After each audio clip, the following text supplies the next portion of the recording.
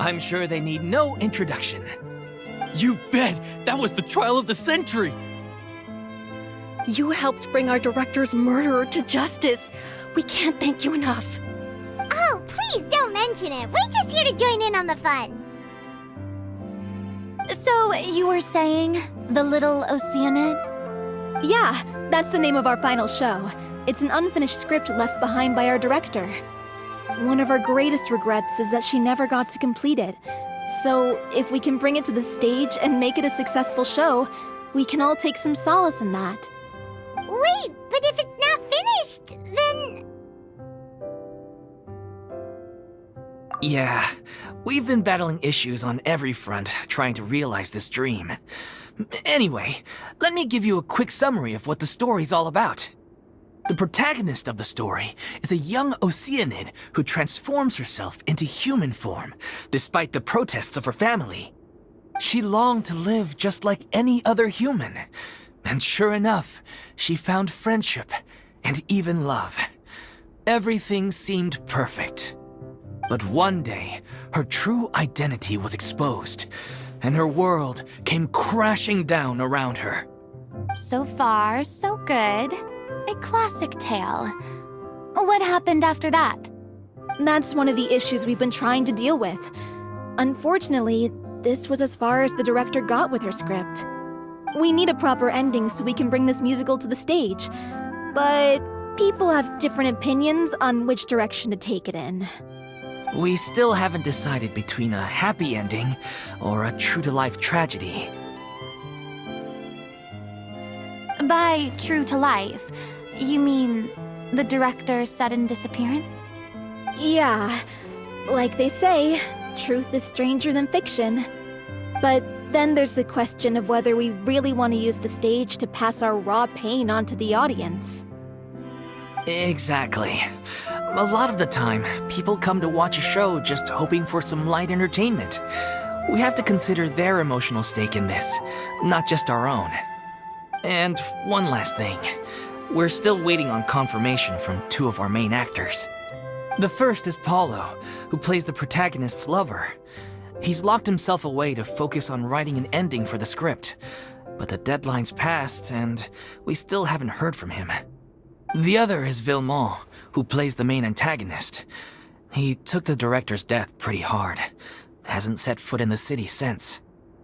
He did write to us, promising that he'll be there for the final performance, but we haven't seen or heard from him since. So we're not really sure what to make of that. Huh. Although, now that we have Miss Farina helping us, maybe we should take the opportunity to get everyone back together. What opportunity? What do you mean? Maybe you're unaware, but your name has always been like a rallying cry for us. Our director was constantly singing your praises. All of us look up to you as a role model. Oh, stop! You're making me all flustered. Although, not in a bad way. I suspect the reason they're dragging their feet is that they have their doubts about whether the show will really go ahead, considering all the issues you've been facing. But one by one, all the obstacles are being removed. Now is the time to rally the troops. Makes sense. Okay, priority number 1, let's check in with Paulo and see where he's at with the ending.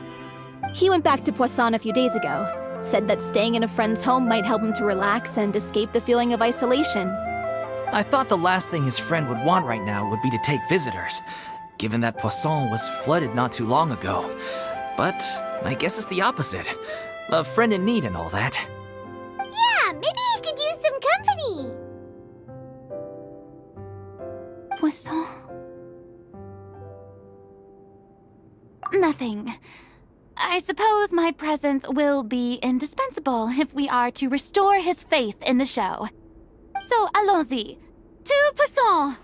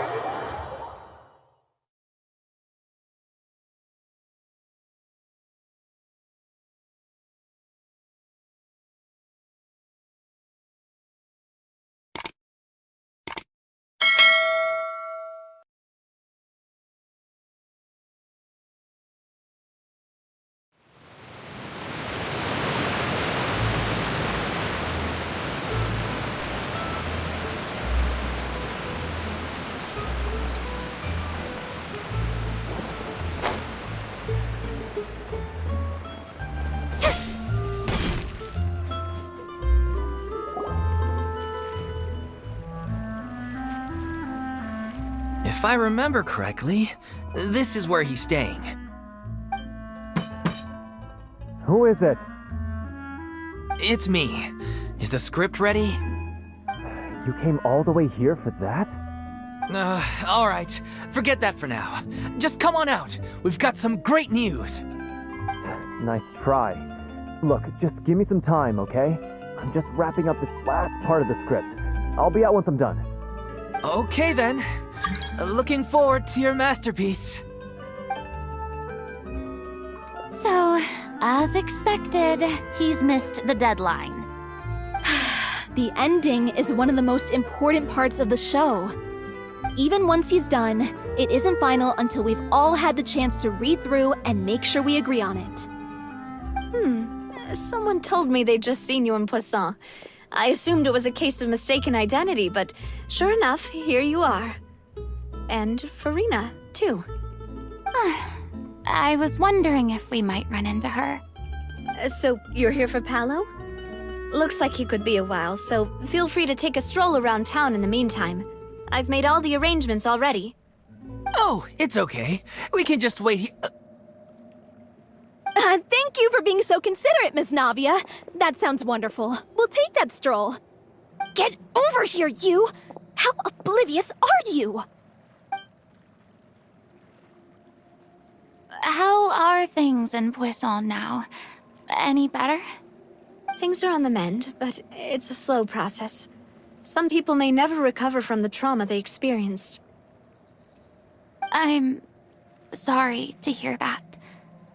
I wish there was something I could do. Please, must our conversations take such a depressing turn every time we meet?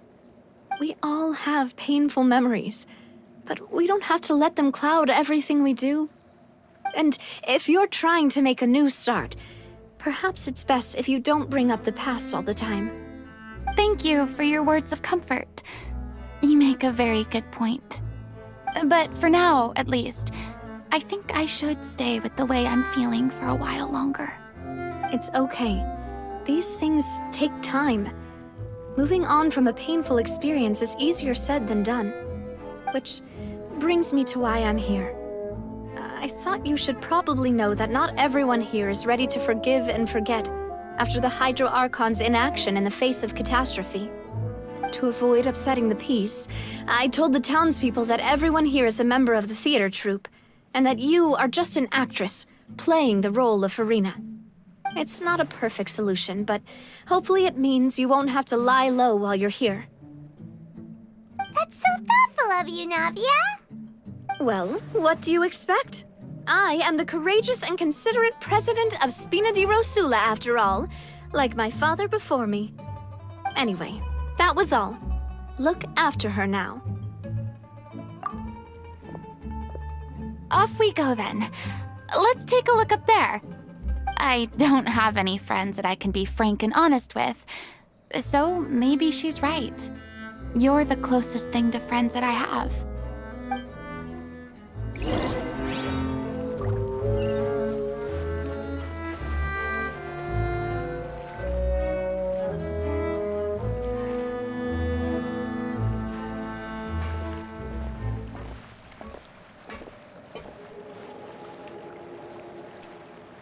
I'm so grateful that Miss Navia was so understanding.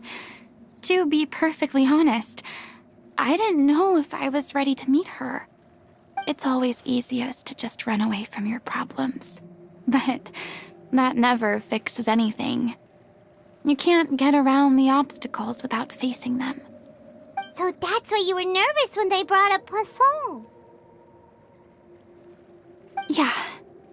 I'd be lying if I said I wasn't scared of coming back here.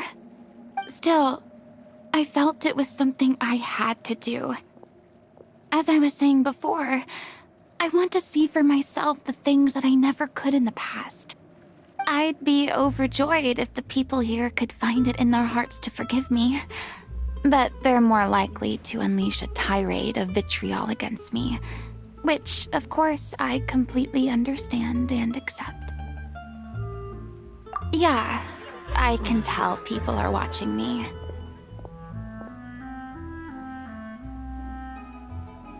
I'm sure some people here see the idea of someone coming to Poisson dressed as the Hydro Archon as extremely disrespectful. I used to be terrified of the gaze of other people, especially when they had suspicion or resentment in their eyes. I guess I wasn't quite ready for this after all. I'm not surprised you're making yourself go through all of this.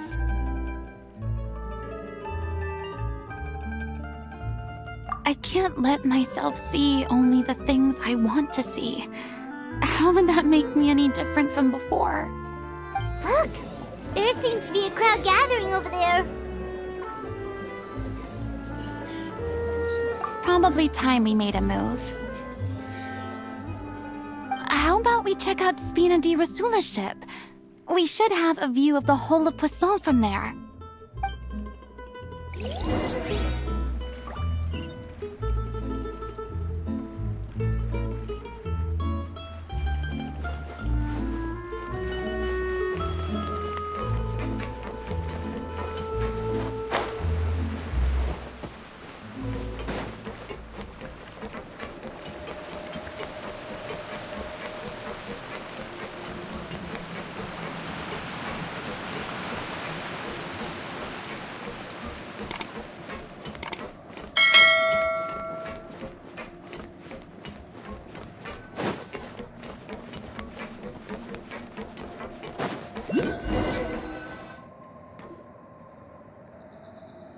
I'm sorry.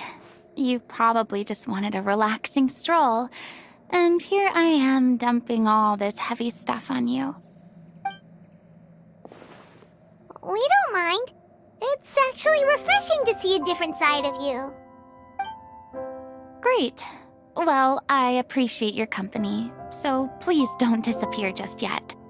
I don't know whether you can tell, but the years of suffering and loneliness aren't the only reason I have a hard time facing up to who I used to be. As I stand here by the ship, I can't get the images of the rising water out of my mind. One after another, people were taken by the water. All those treasured lives and memories washed out of existence in an instant. They thought their god would protect them.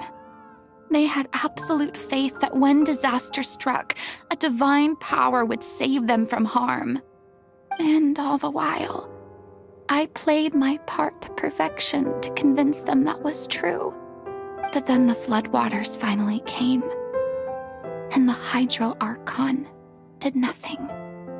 You shouldn't look at it like that. You are only doing your duty.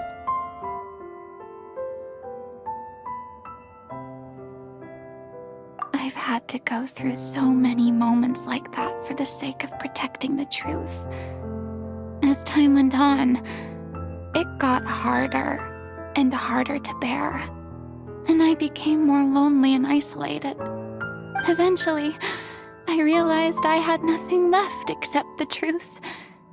I became terrified of completely failing in my task, and was haunted by the thought of being left all alone, weeping on my throne. Fortunately, we were able to avoid the worst-case scenario thanks to the help of heroic individuals such as yourselves. Everyone rose to their responsibilities, and I finally regained my freedom. But on some level, freedom also means no longer being needed.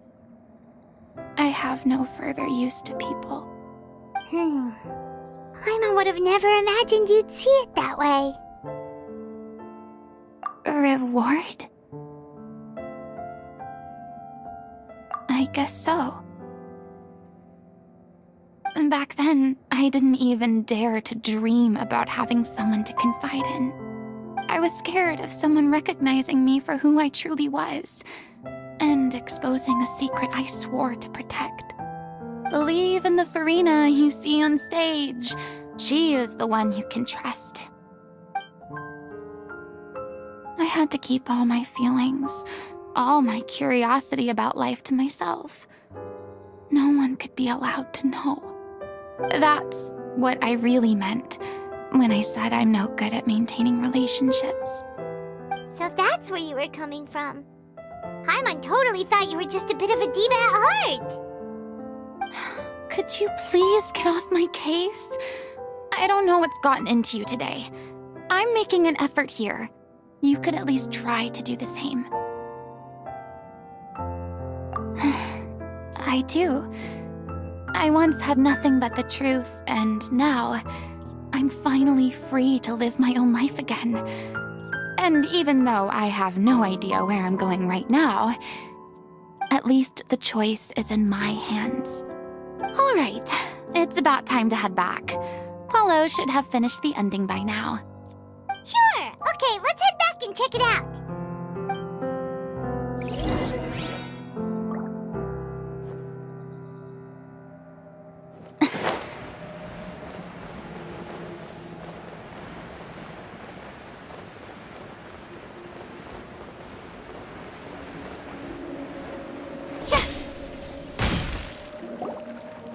Didn't you say you needed to watch what you eat? You're supposed to be cutting down on fried foods, not wolfing down copious quantities of fish and chips, you know? Come on. It's not every day we get to dine at Spina di Rosula's expense. Can you believe how generous she is? I'm not about to pass on free food. Anyway, my character doesn't need to be slim and good-looking. That's your job. Are you kidding me right now? It's not your character's health I'm worried about, it's yours. I've spent my whole life battling the effects of ill health, and it kills me to watch you willingly ruin yours by filling yourself up with junk all the time. Oh no, looks like they're arguing again.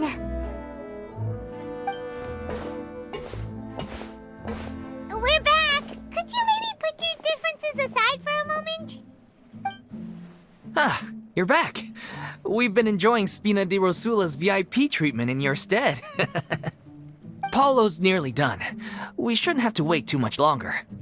Great! So you were discussing your characters, right? We heard she's playing the Oceanid who turns into a human girl. What about you? Me? I'm an Oceanid too. He was originally supposed to take the form of a crane, but he outgrew that role. Well, the costume at least. So now he's playing the boar instead. Sorry. The boar's not a bad character, actually. He's the one who raises the little Oceanid, yes? That's right. He has some pretty memorable lines too, like when he imparts some solemn words of wisdom to the little Oceanid. If you become human, you can reveal your secret to no one. You will face suffering and loneliness. Is this truly what you want? Wait, that sounds kind of familiar. It's the most important line in the whole script. I think it's a symbolic statement about our director's life and legacy. She kept quiet about all the trials and tribulations she faced in running our troupe, allowing us to devote ourselves fully to performing. It was only after she was gone that we realized how tough her job really was.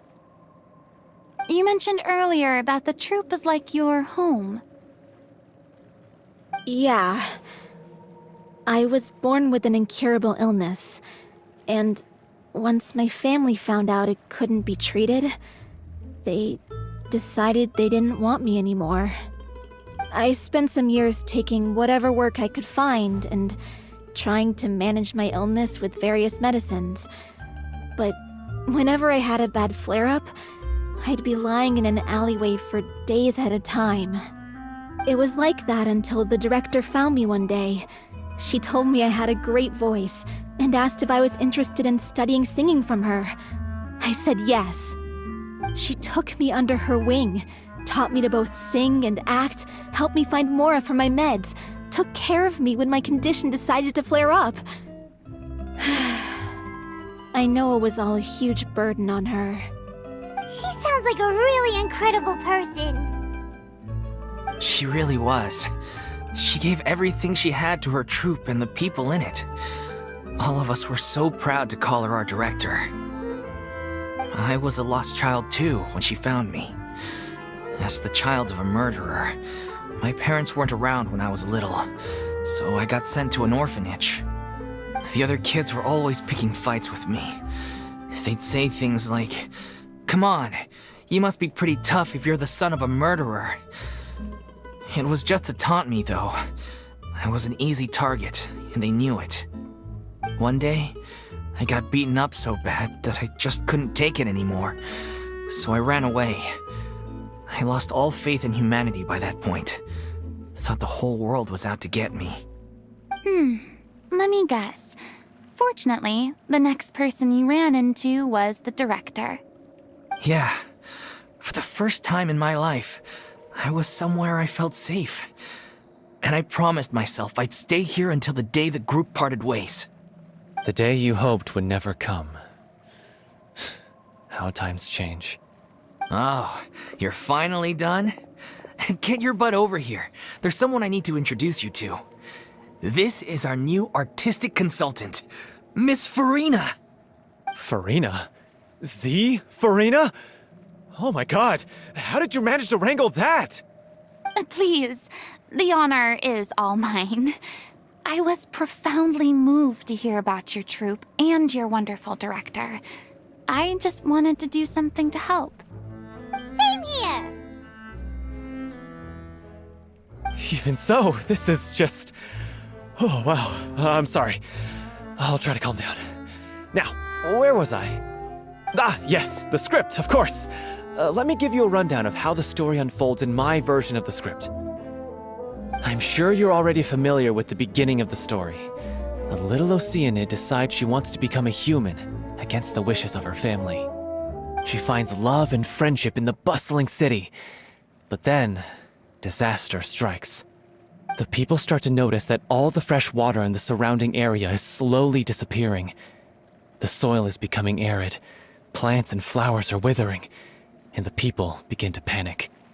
The little Oceanid, Cleo, and her lover decide to do something about it and investigate the truth of the matter together. In the end, they discover that all the waste and pollution created by humans over the years has caused the fresh water to flee the land, as if driven by a consciousness of its own. Consciousness? You mean the water is sentient? Water as a conscious entity. There's actually quite a few stories that explore this theme. Since the little Oceanid is a water spirit, she immediately understands how the water is feeling. She then tells her lover about her true identity, as well as the truth behind the crisis. Her lover accepts her for who she is, and works with her to find a way to bring the water back. However, unbeknownst to them, there were some people eavesdropping when she revealed her secret. The little Oceanid is accused of being directly responsible for driving the water away, and faces the greatest dilemma of her life. And then? In the end, she makes the brave decision to sacrifice herself to save her lover, and the rest of humanity. Huh? But didn't they all treat Cleo like a villain? Why would she want to save them after that? Well, she mainly wanted to save her lover, plus everyone who'd stood up for her. Through her love for her human partner, she was able to find an even greater love, one that extended to all of humanity. Surely the biggest strength of Cleo's character.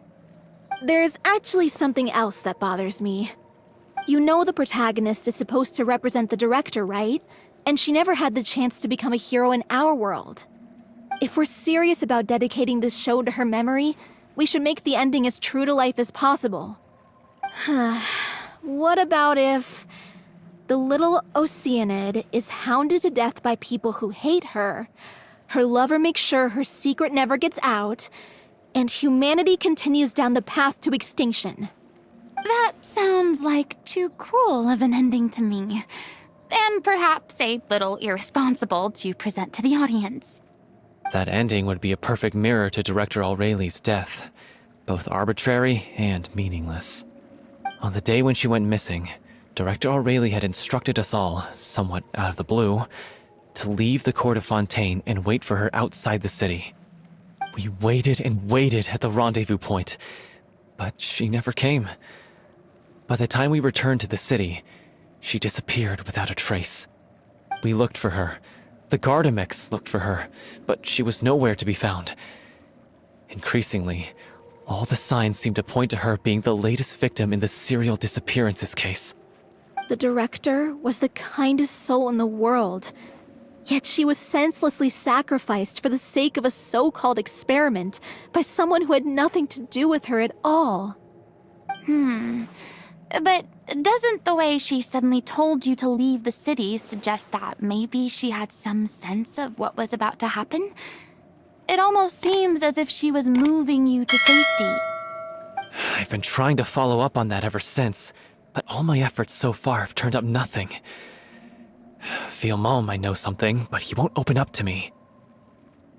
Villemont? The one who's playing the role of the villain? Yeah. He's been overwhelmed by grief. I think the director's death hit him hardest of all. Grief? Guilt, more like. Also, I have a hard time imagining that anyone took it harder than me. Because, well, speaking of the play being true to life, I was deeply, madly in love with O'Reilly. What? You kept that one quiet. It's time to be upfront with you all. No more keeping secrets from each other. We'll never be able to agree on the ending if we can't be honest about how we feel.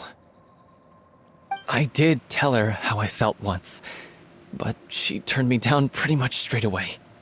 She said that we were all like brothers and sisters to her, and she'd never considered us as potential romantic partners. Not that it came as a shock or anything. It was what I was expecting to hear. So I told her I'd always be there for the troupe, and I'd always be there for her.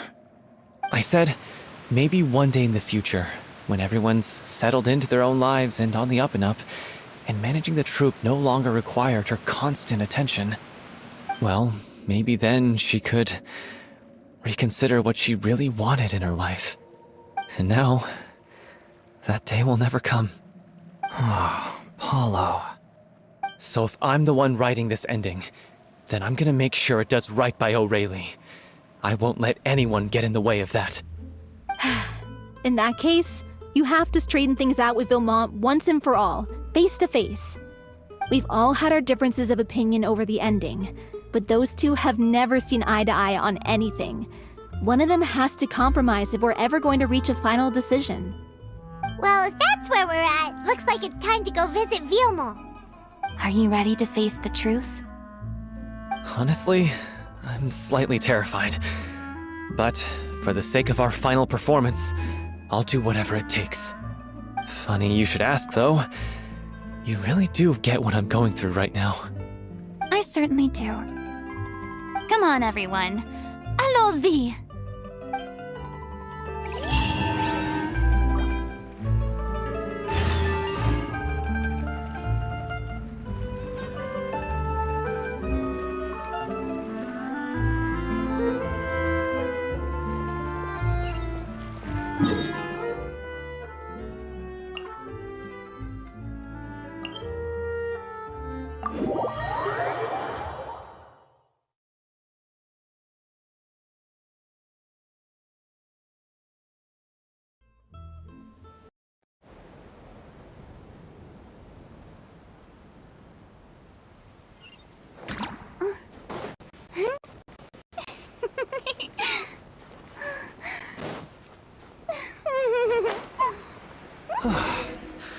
This is tough going. Delphi, are you sure you can manage in your condition? I could ask you the same question. Try to keep up.